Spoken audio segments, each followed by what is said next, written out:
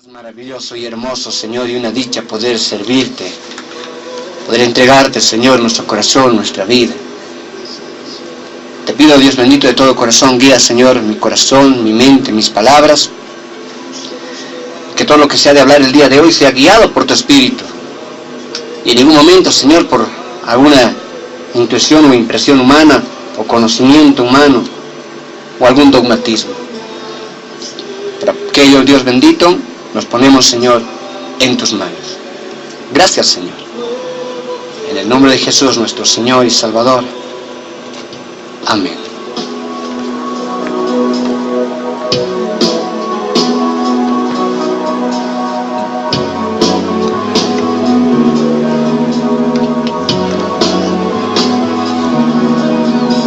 Hay nada entre tú y yo, unidos sombra con tu resplandor, alumbrame. Muy bien, vamos a irnos el día de hoy a lo que viene siendo uno de los evangelios preciosos, el Evangelio de Juan, capítulo 8, y vamos a ir desde el verso 1 hasta el verso 11.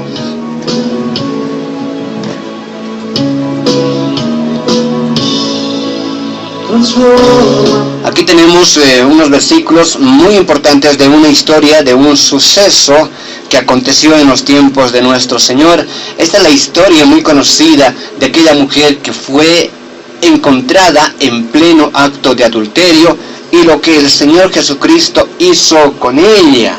Así que vamos a dar lectura. Dice la Escritura, verso 1, Evangelio de San Juan, capítulo 8, verso 1 para adelante.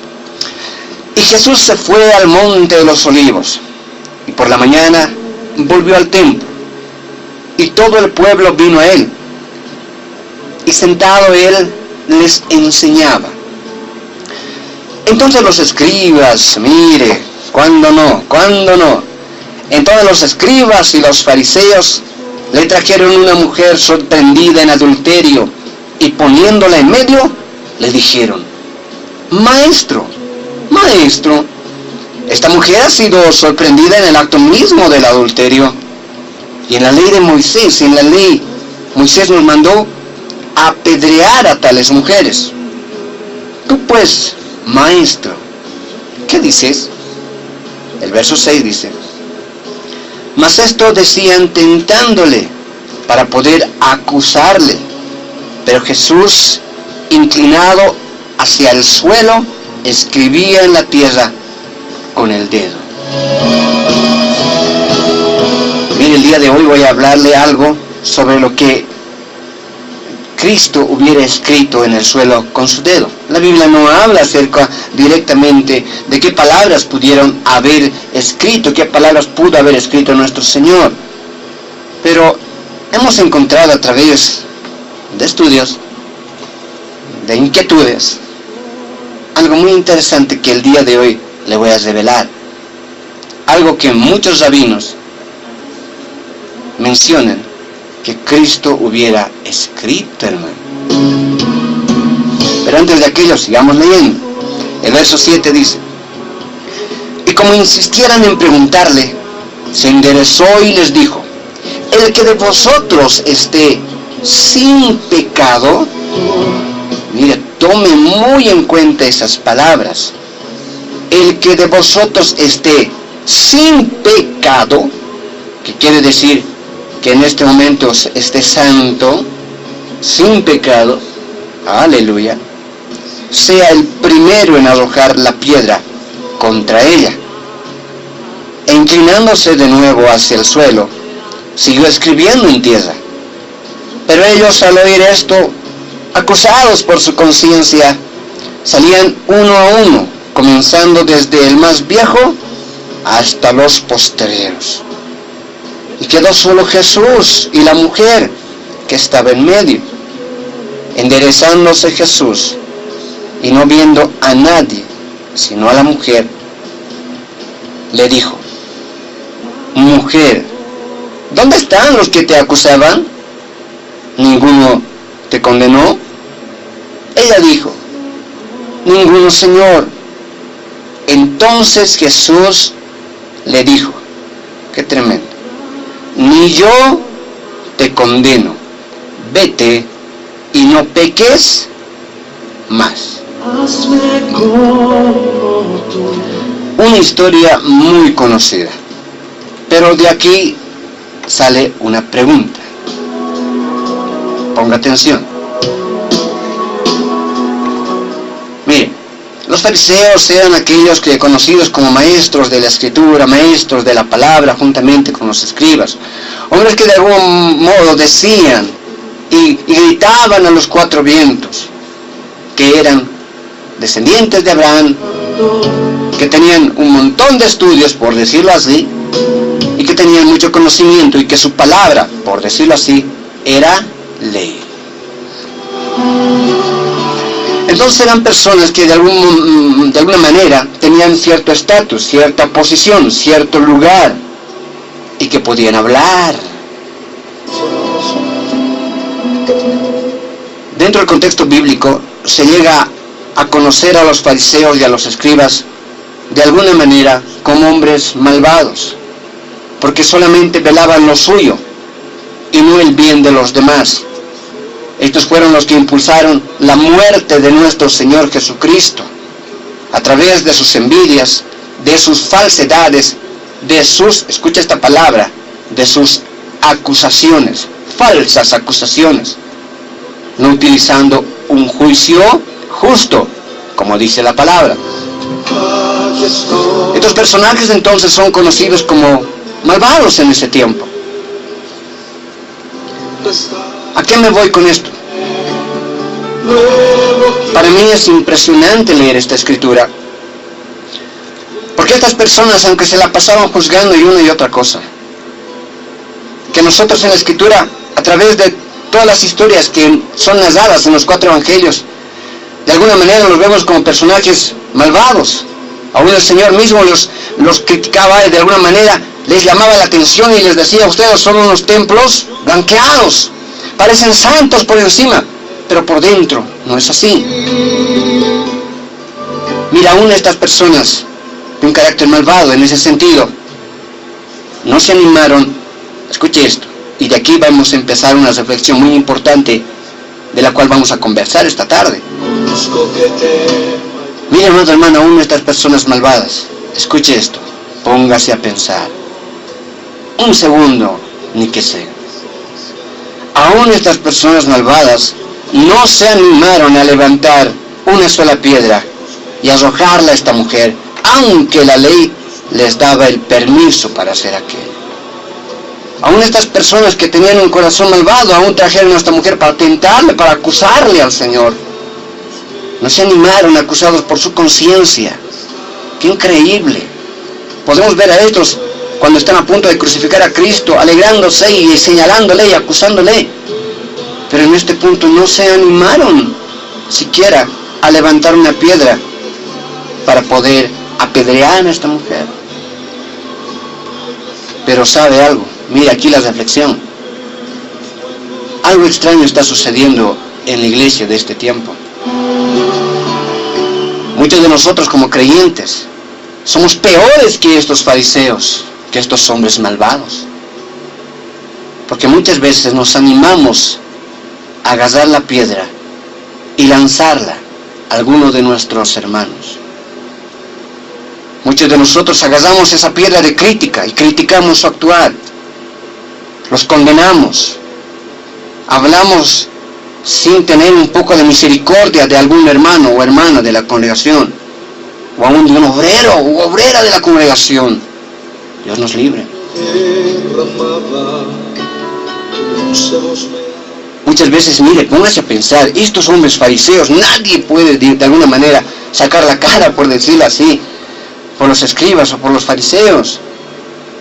Ellos fueron los que con acusaciones mandaron a la cruz a Cristo. Y vinieron aquí nuevamente con acusaciones. Pero mira, ellos mismos no se animaron a levantar una piedra.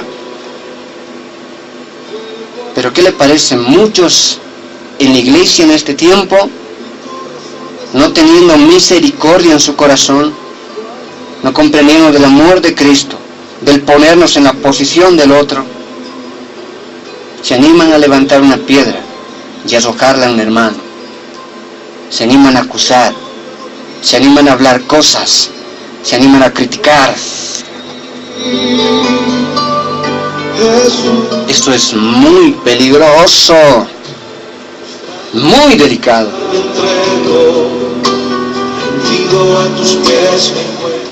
Mire, ¿sabe? Esta es una posición de los considerados hombres malvados que ni ellos mismos se animaron a levantar una piedra. Pero en este tiempo muchos sí lo hacen. Cuando ven a algún hermano en alguna actitud equívoca, en alguna falla o en algún pecado. Mire, vamos a ser más claros. ¿Qué hace usted si ve a un hermano en adulterio? ¿Qué haría usted? ¿Sabe el actuar de muchos creyentes? Lo primero que hacen, tratar de, o una falsa, podemos decirlo así, una falsa tristeza en su corazón, tratar de hablar tal vez bien del hermano, pero en realidad no hacen eso. ¿Sabes qué sucede? Mira, a mí se me complica querer hablar esto, porque de alguna manera es vergonzoso, porque lastimosamente sucede dentro de la iglesia, pero es real. A ver, vamos a hablar sin pelos en la lengua, como se dice, ¿no? Mire, lastimosamente se encuentra una persona en adulterio y lo primero que se hace es criticarla, señalarla, condenarla, hermano, mandarla al infierno, por decirlo así. Se agarra a alguien en borrachera, por decirlo así, y lo primero que se hace es destrozarlo, hermano, humillarlo, criticarlo. Mira, todavía había sido tal persona. Aleluya, gloria a Dios. Esas palabras de crítica y lástima y señalamiento sin misericordia y condenación, tenga mucho cuidado en levantar o proferir absolutamente por nadie. Si ni aún los fariseos se animaron a arrojar una piedra contra esta mujer, ¿por qué será que muchas veces la iglesia o muchos creyentes actúan de esa manera? Y empiezan a hablar una y otra cosa, aún de aquel que en determinado momento les dio un pan para comer.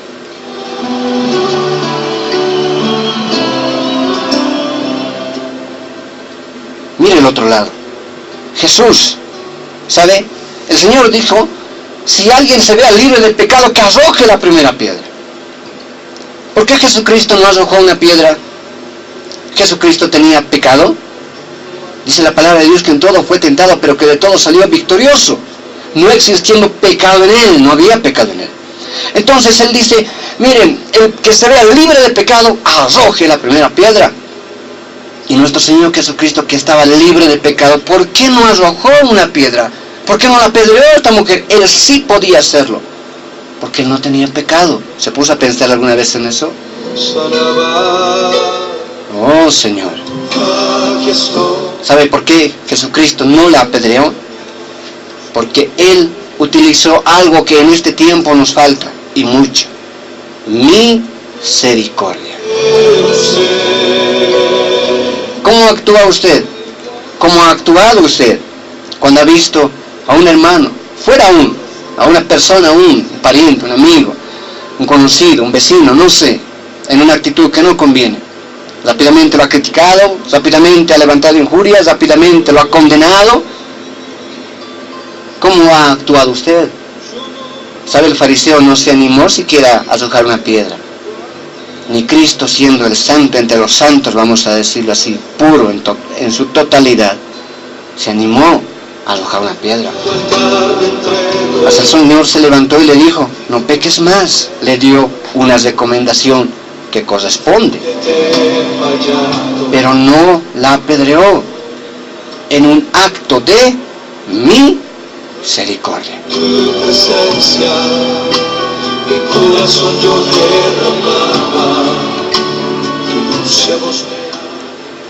Mas lastimosamente en este tiempo es muy complicado. Mira, voy a leer Lucas capítulo 6, verso 35 al 38, donde quizás con esta pequeña reflexión podamos comprender algunas palabras que nuestro Señor dijo y nos mandó a hacer. Dice Lucas 6, 35 al 38. Amad pues a vuestros enemigos. Amad pues a vuestros enemigos. Aleluya. Muchos pueden decir, esta palabra no es para la iglesia. Hermano, esta es Biblia. Solo estoy leyendo los versos de la palabra de Dios y les estoy dando la interpretación conforme al contexto. No estoy utilizando otra cosa. Lucas 6:35 dice: amad pues a vuestros enemigos y haced bien y prestad, no esperando de ello nada, y será vuestro galardón grande, y seréis hijos del Altísimo, porque Él es benigno para con los ingratos y malos. El verso 36 dice: sed pues misericordiosos, como también vuestro Padre es misericordioso. No juzguéis, y no seréis juzgados. No condenéis, y no seréis condenados. Perdonad, y seréis perdonados. Dad, y se os dará. Medida buena, apretada, remecida y rebosando, darán en vuestro regazo. Y escuche esta palabra, porque con la misma medida con que medís, os volverán a medir. Porque de la misma manera que hiciste, fuiste partícipe, aceptaste, aún en complicidad, de la misma manera actuarán contigo, porque lo que siembras en esta vida, lo mismo un día cosecharás. El Señor habla aquí de misericordia. Sé pues misericordiosos como vuestro Padre es misericordioso. ¿Sabe? En su contexto, a esta mujer no se le halló en un pecado doctrinal. Vamos a hablar también de aquello. Aquello tiene un aspecto diferente, ¿no? En un pecado doctrinal quizás la misericordia se deja de lado. Pero en un pecado moral, la misericordia debe ir por delante. Esta mujer era adúltera, se la pescó en pleno acto de adulterio. Y el Señor le dijo: vete. Le tuvo misericordia. Y ni aun los fariseos se animaron a apedrearle ni a decir nada en contra de ella, a lanzarle una piedra. Usted, ¿cómo actúa? ¿Cómo actuaría? ¿Cómo actuó? ¿Como un fariseo? Por lo menos yo actué como tal, no dije nada. Peor que un fariseo. Usted sí tal vez se animó un día a hablar, a acusar, a condenar a un hermano, a un creyente, aún fuera de la iglesia, a cualquier persona, con palabras que no correspondían. El Señor dice: amad a vuestros enemigos, haced bien y prestad, no esperando de ello nada, y será vuestro galardón grande, y seréis hijos del Altísimo, porque Él es benigno para con los ingratos y malos. Sed pues misericordiosos, como también vuestro Padre es misericordioso. No juzguéis así alegremente. Mira, pastor todavía, diácono todavía. Tranquilos, también son seres humanos, también son creyentes, hermanos, personas que de la misma manera como ustedes están en sus luchas y debilidades, que cada día tan solamente están pidiendo misericordia a Dios para no poder fallarle o equivocarse en el camino. Pero más que criticarnos unos con otros, necesitamos en este tiempo alentarnos, animarnos, ayudarnos entre nosotros, que valga de algo que nos llamamos hermanos.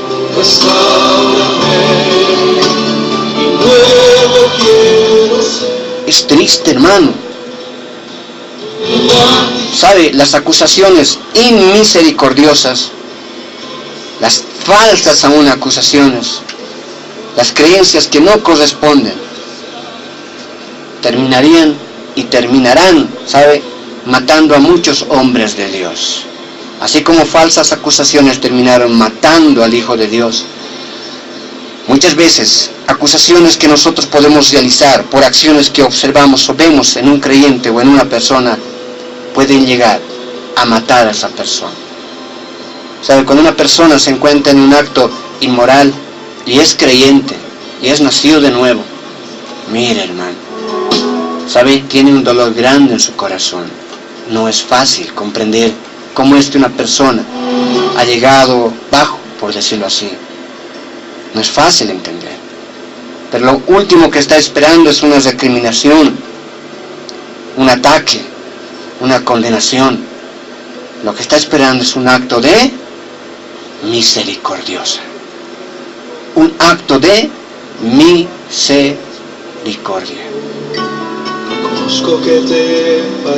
¿Sabe? Le hago una pregunta. ¿Por qué el Señor le fue a buscar a Pedro? ¿Sabe? Pedro se equivocó, mire, negó al Cristo 3 veces. Él, acusado por aquello que había hecho, por su conciencia, había fallado al Señor, se fue y regresó a sus actividades normales, a su trabajo de pescador, mostrando con aquello que, bueno, él mismo se había autocondenado por lo que había hecho. Ya no quería saber más nada del Evangelio, por decirlo así. ¿Quién fue a buscarle? Jesús, hermano. Ahora, muchos dan una falsa interpretación de eso. Dicen, no, aquel que tiene que ir a buscar cuando un hermano falla, es Dios mismo quien lo va a levantar. Bueno, vamos a ir viendo varios extractos de la palabra de Dios. Dios permite hoy mismo, mire, donde en primera instancia Dios nos manda a nosotros como aún predicadores de la palabra, como creyentes y como hermanos, alentarnos los unos a los otros. ¿Sabe? Jesucristo es la representación del buen pastor. El buen pastor cuidará a sus ovejas. Muy bien. ¿Sabe? Cuando Cristo fue por Pedro, estaba haciendo lo que muchos predicadores tenemos que hacer: ir y cuidar a las ovejas. Le voy a dar un secreto, hermano. Le voy a dar una revelación pequeña, pero interesante. ¿Sabe por qué Cristo fue a buscar a Pedro? Porque si Cristo no hubiera ido a buscar a Pedro, escuche esto, Pedro no hubiera regresado. Porque si es que hubiera regresado, ¿para qué fue a buscarle al Señor? Si Jesús fue a buscarle, es por una situación, porque si no, Pedro no hubiera regresado.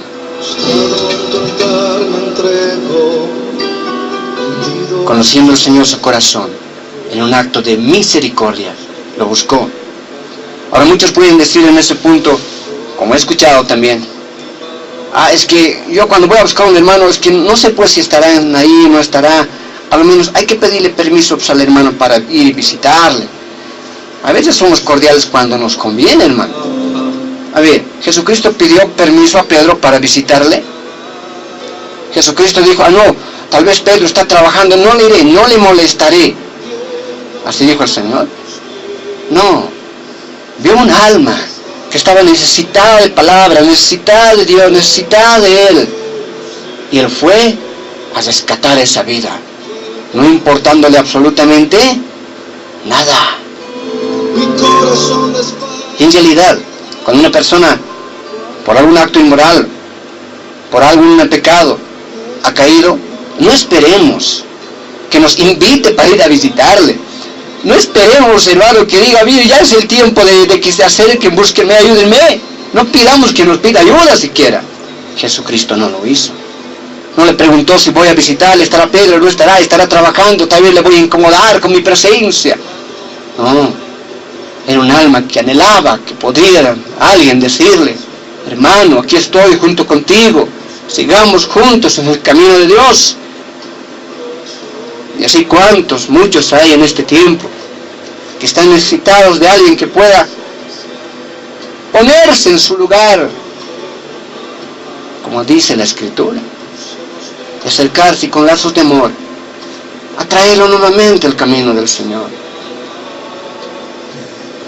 No sé a quién le estoy hablando el día de hoy. Se está girando un poco la enseñanza hacia otro lado, hermano. Pero Dios sabe lo que hace.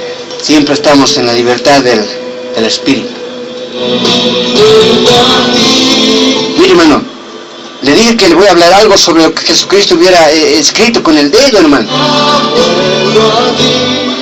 ¿Sabe?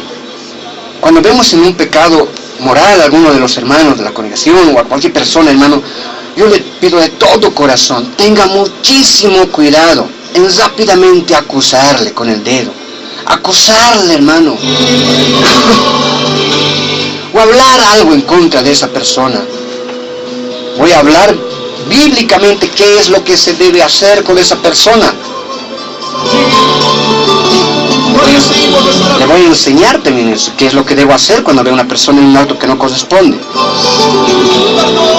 Póngale el nombre al pecado que quiera ponerle, porque sabe, ese no es pecado de muerte. Aleluya. ¿Sabe? Le voy a revelar algo. El día de hoy le voy a dar otra revelación muy interesante. Cuando yo la conocí, hermano, cambié mucho, aún muchas ideas doctrinales, porque volví a revisar la Escritura, porque es bueno poder reconocer que nos hemos equivocado a veces, ¿sabes? Porque no somos perfectos.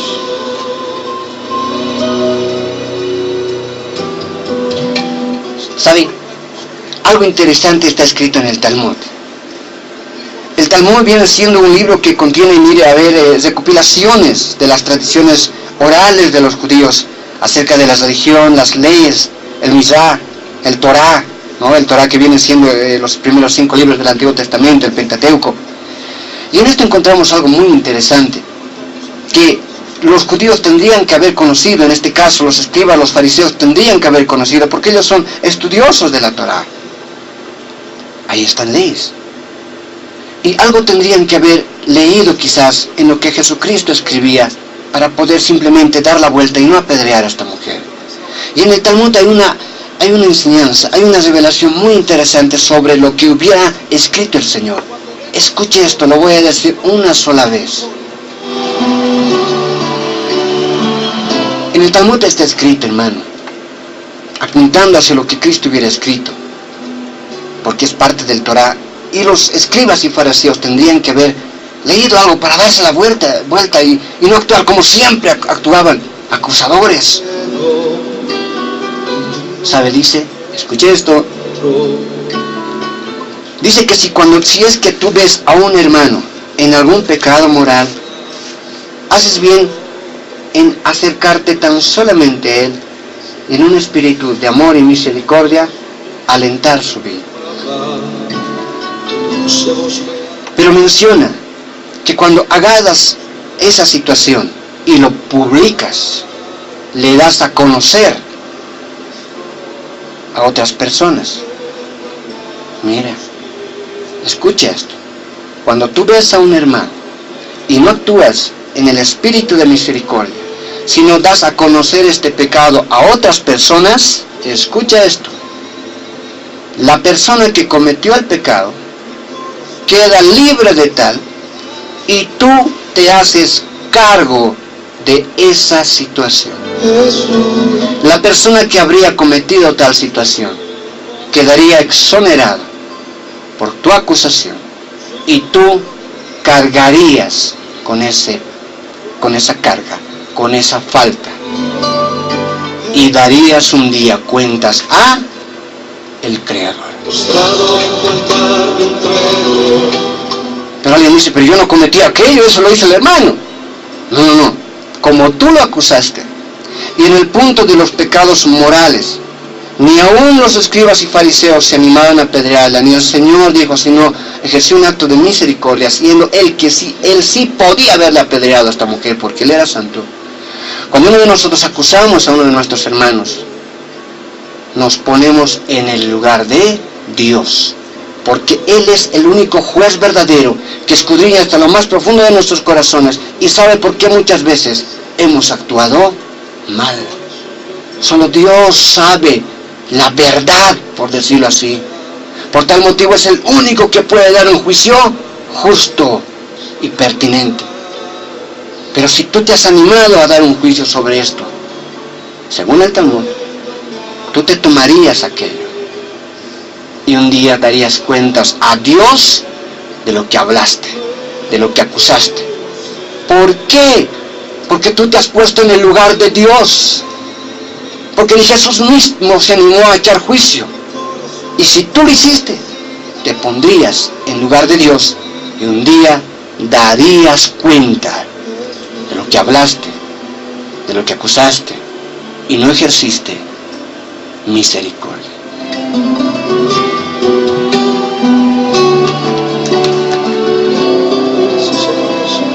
Tengo solo unos minutos, hermano. ¿Qué debo hacer entonces como cristiano cuando veo una actitud que no corresponde en un creyente? Rápidamente leo 1 de Juan capítulo 5, verso 13 al 16. Estoy hablando de pecados morales. Mire, dice el verso 13 para adelante. Estas cosas os escribo a vosotros, que creéis en el nombre del Hijo de Dios, para que sepáis que tenéis vida eterna, y para que creáis en el nombre del Hijo de Dios. Y esta es la confianza que tenemos en Él, que si pedimos alguna cosa conforme a su voluntad, Él nos oye. Y si sabemos que Él nos oye, en cualquier cosa que pidamos, sabemos que tenemos las peticiones que hayamos hecho.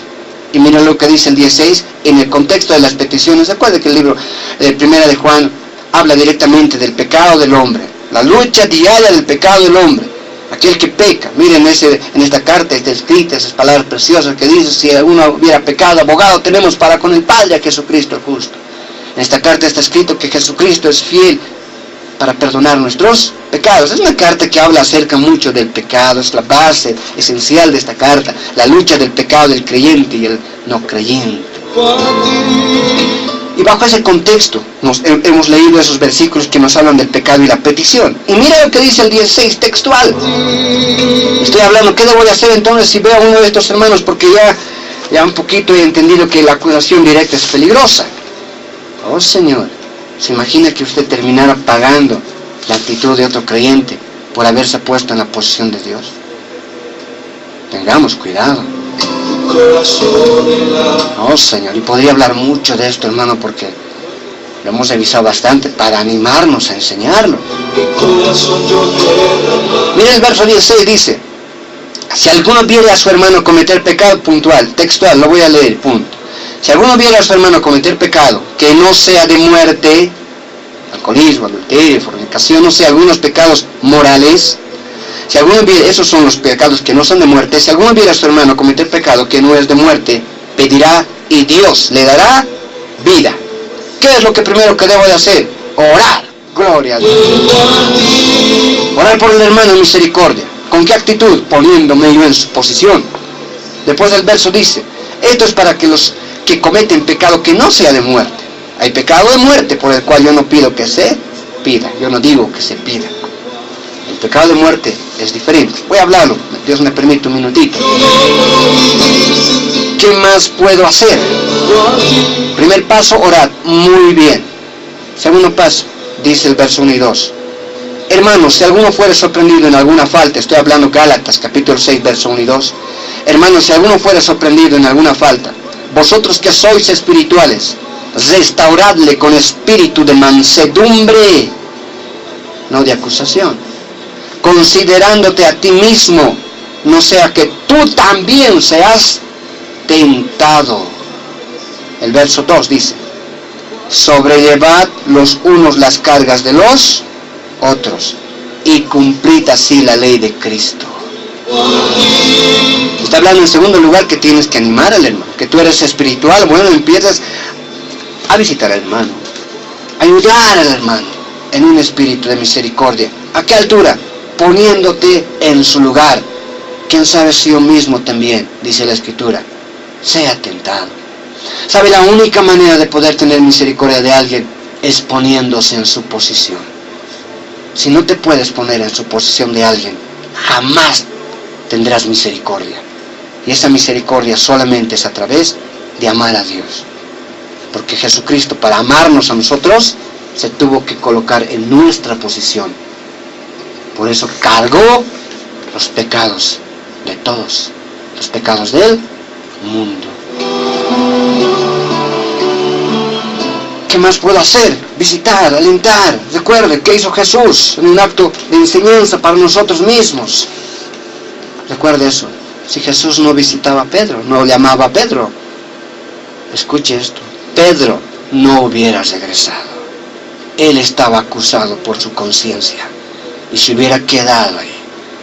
Es por eso que viendo a Jesucristo, él lloraba amargamente. Pedro, ¿me amas? ¿Me amas? ¿Cómo no te voy a amar, Señor? ¿Cómo no te voy a amar? Pero te fallé. Pero gracias por esa misericordia. Y gracias por los hermanos que en algún momento muestran misericordia.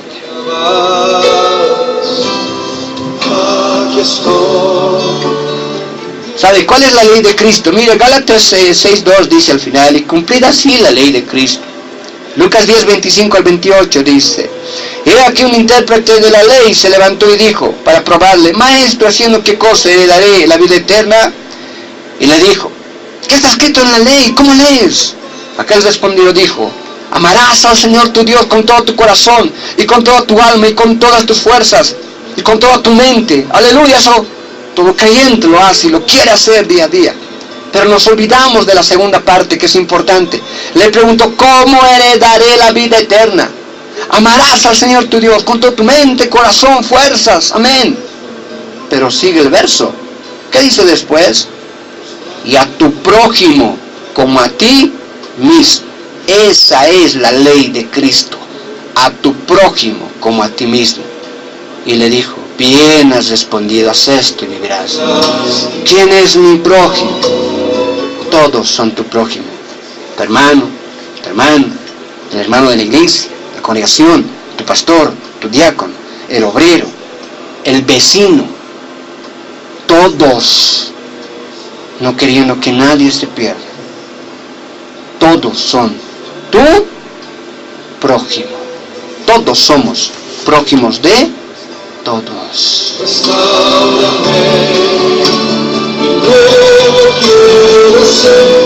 Entonces, tengamos muchísimo cuidado cuando veamos en una actitud verdaderamente errónea, como hemos leído, pecado, falta, actitudes que se refieren a pecados que no son de muerte, y esos son los pecados que son morales. Tengamos mucho cuidado en juzgar alegremente. Mire lo que le he mencionado. No vaya a ser que un día usted termine pagando el pecado del hermano. ¿Por qué? Porque si ni los fariseos ni Jesús juzgaron ese acto, Jesucristo ejerció un acto de misericordia, ¿cuánto más nosotros? Porque nosotros mismos hemos sido, por la misericordia de Dios, perdonados. Y si aprendiéramos a perdonar, alcanzaremos perdón de Dios. Si usted en algún momento injurió, juzgó, rápidamente habló y aún adoleció su corazón por la actitud de algún hermano o creyente, sea quien sea, y se animó a hablar, arrepiéntase, pida perdón al Señor, sea quien haya sido, el estatus o jerarquía que haya tenido dentro de la congregación. ¿Por qué? Porque Pedro aún era apóstol del Señor. Sencilla la enseñanza, póngala en práctica. Para terminar, los pecados de muerte son los doctrinales. Lea lo que escribió Judas. Ahí no dice con espíritu de mansedumbre, ahí dice que nosotros debemos contender ardientemente por esta fe que un día ha sido dada a los santos. Los pecados doctrinales, las falsas enseñanzas de hoy en día, esa doctrina de la prosperidad, esa falsa doctrina de que la salvación no se pierde. Tenga mucho cuidado con aquello. Ya vamos a empezar a estudiar aquello, si se pierde o no se pierde la salvación. Tenga mucho cuidado con ese movimiento de este tiempo que está pervirtiendo la iglesia. A eso sí, hermano, hay que contender ardientemente. Ese es un pecado de muerte. Ese es un pecado doctrinal.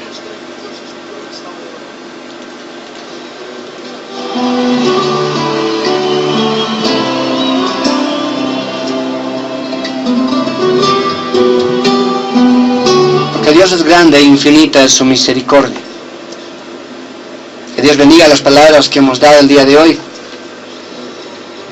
Y lo que no se haya dicho, que el Espíritu los revele a su corazón.